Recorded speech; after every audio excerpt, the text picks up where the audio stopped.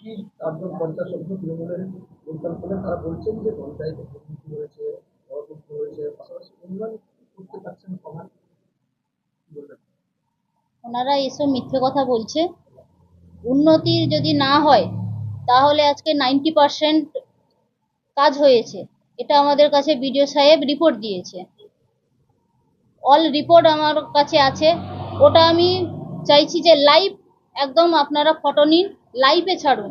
ওনারা এইসব যে মিথ্যে কথা রটাচ্ছে এবং বলছে, আজকে যদি উন্নয়ন না হতো তাহলে 90% কি করে হতো।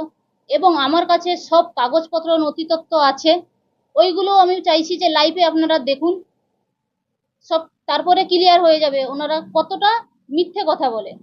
আরেকটা বিষয় হচ্ছে যে বালদি গ্রাম্য এলাকায় এই গ্রীষ্মকালে একটা পানীয় জলের সমস্যা হচ্ছে, যেটা পঞ্চায়েত থেকে করছে কাউন্টার। পানীয় জলের সমস্যা মার্চ মাসে কম বেশি হয়, ওটা আমাদের কাছে মেসেজ ছেড়েছে, আমরা ওর প্রসেস করছি, চালু করছি। একটু তো টাইম লাগবে। এবং আমরা বিগত দিনেও জলের সমস্যা দূর করেছি, বিডিওর কাছে চিঠি করেছি, বিডিও স্যারও জলের ব্যবস্থা করে দিয়েছে। এবং আমরা পঞ্চায়েতে তারা পাম্প ঠিক করিয়েছি, ওটারও আমার রিপোর্ট আছে। সব কাগজপত্র আমি নিয়ে এসেছি, আমি সব রিপোর্ট দেখাতে চাইছি লাইভে। যদি না করতাম তাহলে ওই সদস্যরা কেন সাইন দিবে, বা ওনাদের ওখানে কেন পারমিশন দিয়েছে যে কল কেন সারানো হয়েছে? সারানো নিশ্চয়ই হয়েছে, তো জল পেয়েছে ওনারা, আমার কাছে সব কাগজপত্র আছে। আরেকটা বিষয় যে পিএইচডি তে নিয়োগ করা হয়েছে, সেক্ষেত্রে টাকার বিনিময়ে পর্যাপ্ত প্রদান নিয়োগ করেছে, আমি তার দাবি করছি। না, আমি ওই রকম করিনি।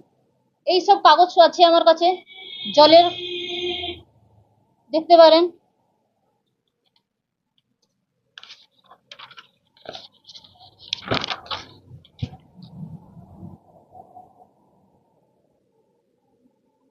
পালধুই অঞ্চলের পুরো এরিয়াতে তারা পাম্প আমি ঠিক করিয়েছি।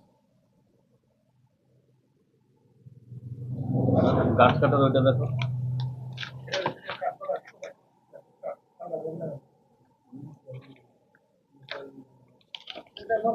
এবং বিডিও স্যার যে জল পাঠিয়েছে,